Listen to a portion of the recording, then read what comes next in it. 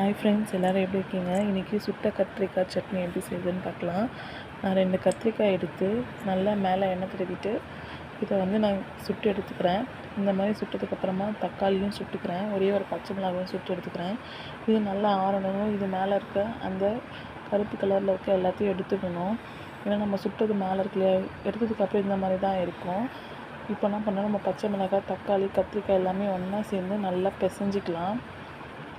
நல்லா பிசைஞ்சிட்டு இப்போ ஒரு கடாயில் எண்ணெய் சேர்த்துட்டு கடுகு, உளுத்தம்பருப்பு இதெல்லாமே சேர்த்துக்கலாம். இது நல்லா பொரிஞ்சதும் வெங்காயம் சேர்த்துக்கலாம். இப்போ கறிவேப்பிலை சேர்த்துக்கிறேன்.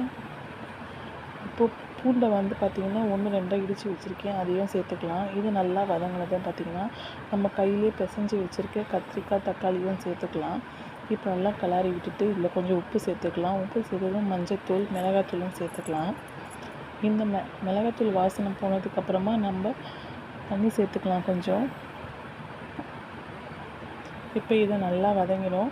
இது வதங்கினதுக்கப்புறமா பார்த்திங்கனாக்கா நம்ம கொஞ்சமாக புளி தண்ணி சேர்த்துக்கணும். ஏன்னா கத்திரிக்காய் அந்த கனப்புன்ற அந்த வாசனை வருன்றதுனால நம்ம அது புளி சேர்த்துக்கிறோம். இப்போ சூடான தோசைக்கு இதை வச்சு சாப்பிட்டா சூப்பராக இருக்கும். இது சாதத்துக்கு, இட்லி, தோசைக்கெல்லாம் நல்லாயிருக்கும். நீங்களும் உங்கள் வீட்டில் ட்ரை பண்ணி பாருங்கள். தேங்க்யூ.